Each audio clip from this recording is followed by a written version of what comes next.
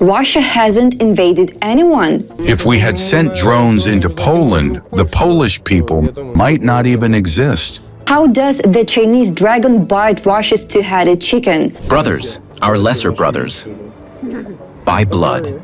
And why is Putin scared of Russian occupiers coming home? Wonderful guys, smart, clever, talented, defending our homeland. Discover what Russians really think, how they survive, and how they see a world that has cast them out.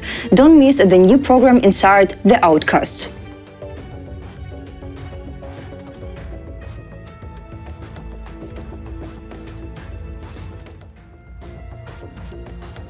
Europe is close to us, so we will go to China. China has introduced a 30-day visa-free regime for Russians with regular passports. The Chinese Ministry of Foreign Affairs reported. What do Russians think about this visa-free access to China?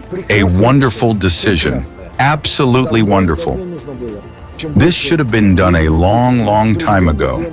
The more people travel to each other, the easier it will be for us to reach agreements. Russians fought for the Russian language, and now they will have to learn Chinese, from an empire of words straight to an empire of characters. Europe is closed? No worries, there is China. Wonderful, say Russians. Negotiate what exactly? Knock off goods, loans, or labor camps?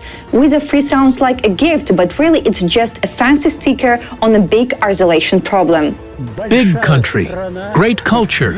Just one Gugong museum is worth it. Have you been there? I recommend it. Go check it out. Brothers. Brothers, our lesser brothers, by blood.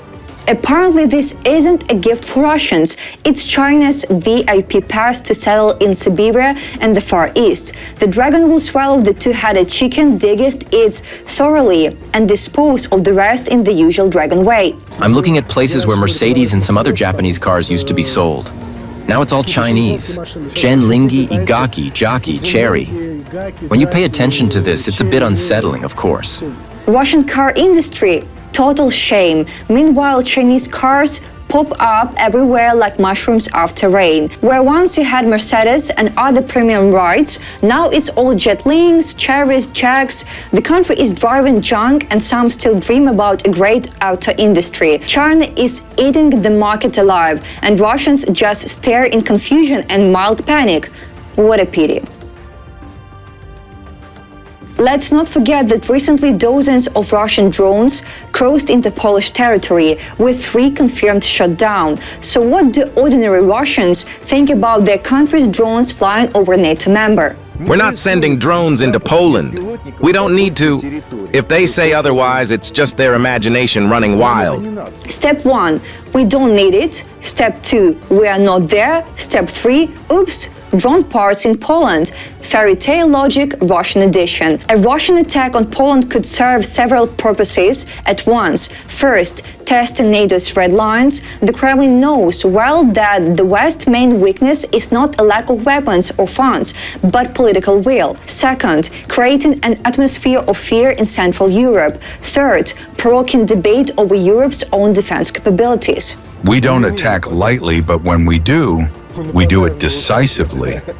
If we had sent drones into Poland, the Polish people might not even exist.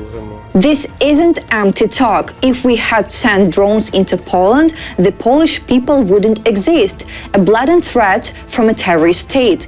The world must take it seriously. Russia pretends to be peaceful while showing it's ready to attack and destroy. Russia has never attacked anyone. It has always only defended its territories as long as I can remember.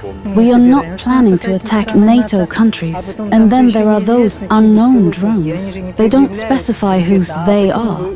And why didn't Ukraine send back those drones that were shot down over Poland? Imagine the scene. A Ukrainian picks up a downed drone, races across the border into Poland, thinking, I will just drop this here and blame all of Russia.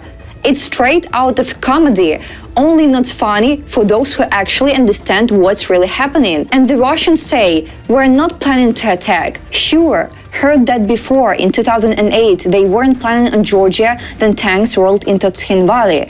In 2014, weren't planning on Ukraine, and Crimea was taken. In Syria, also weren't planning, and Aleppo was bombed. Same old story, while their armored vehicles are already crossing borders.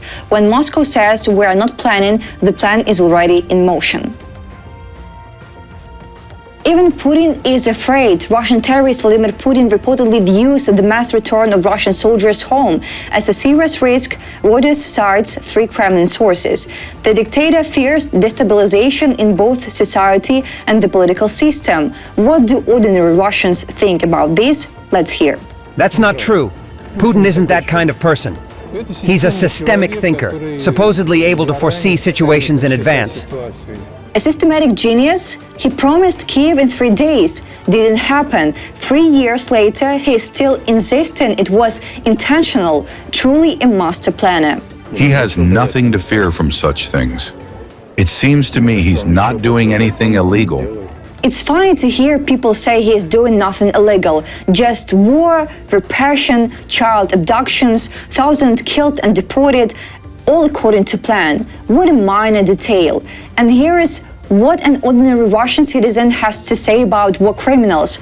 Let's listen. Wonderful guys, smart, clever, talented, defending our homeland.